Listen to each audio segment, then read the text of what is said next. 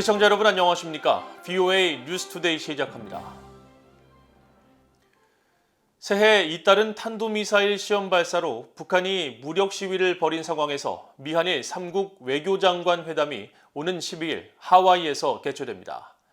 토니 블링컨 미국 국무장관은 이번 회담에 대해 북한의 도전 등 폭넓은 공동의제를 전진시킬 중요한 순간이라고 밝혔습니다. 또 존 아퀼리노 인도태평양 사령관을 만나 영내 안정 활동을 논의할 것이라고 설명했습니다. 첫 소식 조은정 기자가 보도합니다. 토니 블링컨 미국 국무장관이 8일 미국, 일본, 인도, 호주 4개국 연합체 쿼드의 외교장관 회담에 참석하기 위해 호주로 향하는 전용기에서 북한 문제와 미한일 3국 협력의 중요성을 밝혔습니다. 블링컨 장관은 쿼드 회담 일정을 마치면 오는 12일 하와이로 이동해 미한일 3국 외교장관 회담을 개최할 것이라면서 자신과 웬디 셔먼 부장관은 3국 협력에 많은 노력을 기울였다고 강조했습니다. 그러면서 회담은 북한이 제기하는 도전으로 시작하지만 그것을 훨씬 넘어서는 매우 폭넓은 공동의제가 있다며 지금은 그것을 계속 전진시킬 중요한 순간이라고 밝혔습니다. 블링컨 장관은 이어 존 아퀼리노 미국 인도태평양 사령관을 만날 계획도 밝혔습니다. 인도태평양 지역의 안정과 안보를 증진하기 위해 펼치고 있는 활동 등에 대해 논의할 것이라는 설명입니다. 앞서 국무부의 데니얼 크리튼브링크 동아태 담당 차관보는 이번 미한일 외교장관 회담과 관련해 중요한 안보 도전들을 다룰 것이라면서 북한의 핵 미사일 문제는 최우선 순위라고 강조했습니다. And we'll also address the most important security challenges in the region. Certainly, the North Korea issue and countering the threat posed by North Korea's nuclear and missile programs remains a top priority for the United States, and I'm confident the same can be said for our Japanese and South Korean partners. 이런 가운데 국무부는 정례 브리핑을 통해 미국이 북한에 대해 제재로 압박만 할 것이 아니라 북한이 취한 비핵화 조치를 직시하라는 중국 정부 주장과 관련한 질문을 받고 미국의 목표는 한반도의 완전한 비핵화라는 점에 변함이 없다고 강조했습니다. I would say to you what we've said time and again before, which is our goal remains the complete denuclearization of the Korean Peninsula. And we remain prepared to engage in serious and sustained diplomacy without preconditions to achieve that end and to make tangible progress. 포터 수석 부대변인은 이어 이번 미한일 3국 장관 회담에서 종전선언 문제가 의제에 들어가는지를 묻는 VOA의 질문에는 말을 아꼈습니다. I certainly won't get ahead of the Secretary in his meetings, but what I can say from here is that we're committed to security in the Indo-Pacific. 포터 수석 부대변인은 이어 북한 외무성이 8일 성명을 통해 미국 본토를 사정권 안에 두고 최근 미사일 시험을 진행했다고 주장한 데 대한 논평 요청에는 그것에 대해 할 말이 없다면서 큰 의미를 두지 않았습니다. VOA 뉴스 조은정입니다. 유럽연합 EU가 지난주 유엔 안보리의 북한 중거리 탄도미사일 발사에 대한 긴급 회의에서 추가 제재 등을 도출하지 못한 것과 관련해 국제사회 대북제재 이행을 또다시 촉구했습니다. 유럽연합은 중국과 러시아의 장벽을 넘지 못해 북한에 대한 추가 제재 등 결과를 내지 못한 데 대한 VOA의 논평 요청에 유럽연합은 북한이 유엔 안보리 결의 의무를 다할 때까지 제재를 엄격히 이행할 것이라면서 이같이 전했습니다.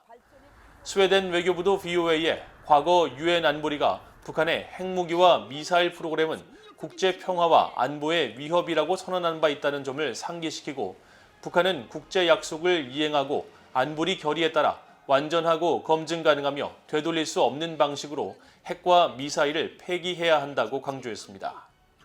유엔 안보리는 지난 4일 북한의 중거리 탄도미사일 발사에 대응한 비공개 회의를 통해 이사국과 안보리 차원의 규탄 성명을 추진했지만 중국과 러시아의 반대로 합의에 이르지 못했습니다. 유엔 주재 중국 대사가 국제사회 제재 때문에 북한에 반입되지 못하고 있다고 주장한 대북 인도주의 품목들이 실제로는 북한의 국경 봉쇄 장벽에 막혀 있는 것으로 나타났습니다.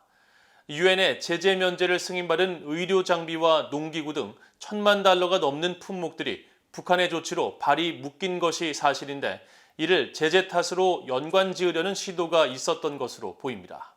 함지하 기자가 보도합니다.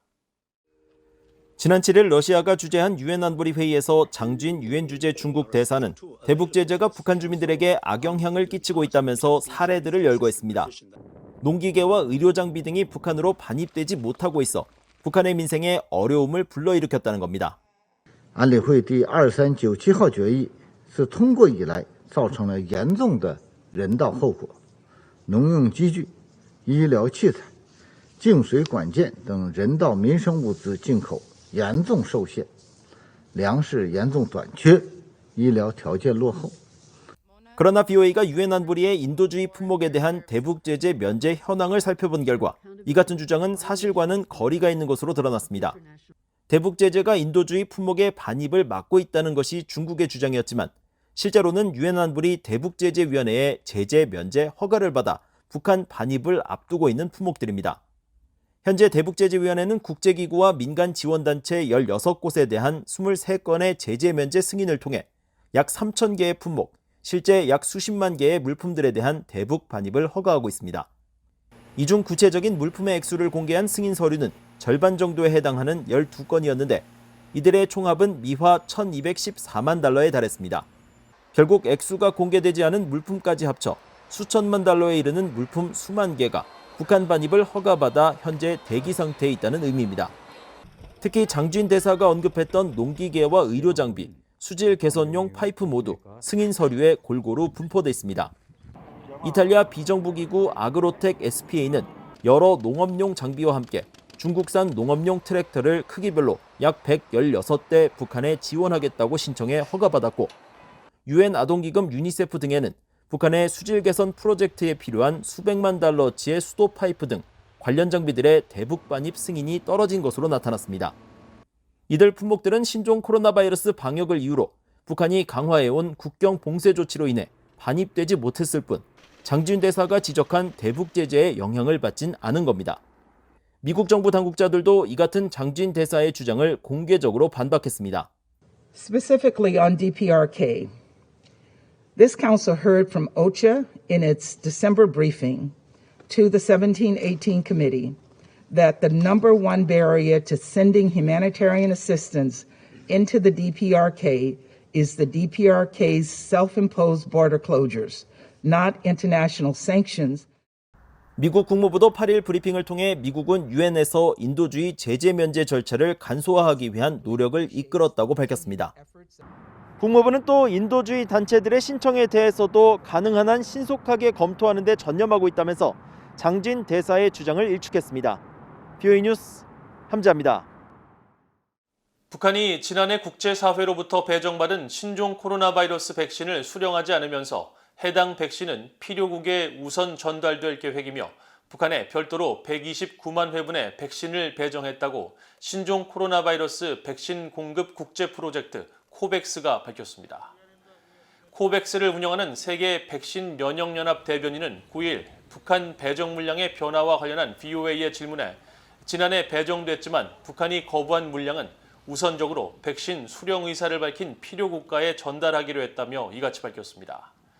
코백스가 최근 발표한 13차 백신 배분 계획에 따르면 북한에 배정된 백신은 영국산 아스트라제네카 백신 128만 8,800회분으로 지난해 12월 발표된 12차 백신 배분 계획 당시 811만 회분에서 680만 회분이 감소했습니다.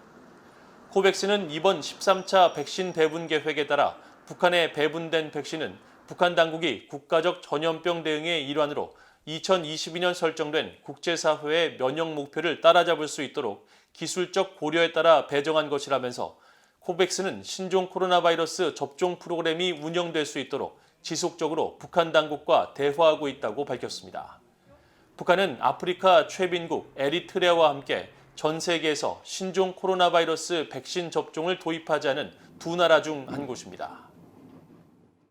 러시아에서 망명을 준비하다가 납치돼 북한 외교공관 시설에 감금된 것으로 알려진 북한 적공국 소속 최금철 소자에 대해 러시아의 비정부 기구가 소재 파악에 나설 것이라고 밝혔습니다.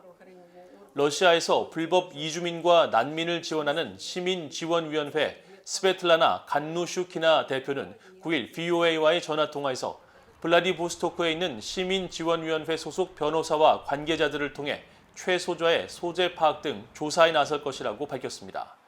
이어 극동 지역 내 북한인들에 대한 납치와 실종 사례는 새로운 사건은 아니지만 러시아의 외무부는 계속 이런 사안에 별다른 관심을 두지 않고 있다면서 지난 2016년 러시아와 북한이 불법 입국자 및 불법 체류자 송환 수용에 관한 정부 간 협정과 이행 의정서에 서명한 이후 러시아 내 북한인들의 임시 망명 신청과 허용 사례가 줄고 추방이 정기적으로 이루어지는 등 상황이 악화됐다고 지적했습니다.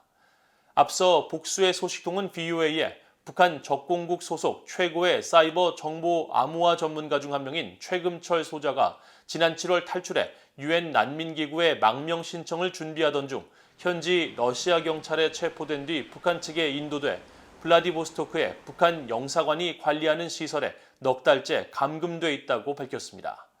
상관과의 불화와 김정은 정권에 대한 환멸 때문에 망명을 결심했던 것으로 알려진 최 씨의 계급은 당초 상좌로 알려졌지만 VOA의 확인 결과 소자로 파악됐으며 난민 지위를 받아 미국에 가고 싶다는 뜻을 밝혔다고 소식통들은 전했습니다.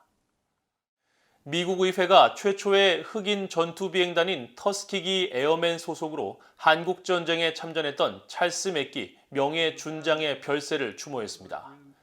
102세를 일기로 지난달 16일 별세한 맥기 명예준장의 고향인 메릴랜드주의 앤서니 브라운 민주당 하원의원은 7일 본회의 연설을 통해 맥기 명예준장의 생애와 업적을 기리면서 고인은 선구자로서 터스키기 에어맨이 미군과 미국 사회에 남긴 중요성과 오랜 유산을 강조해왔다고 말했습니다.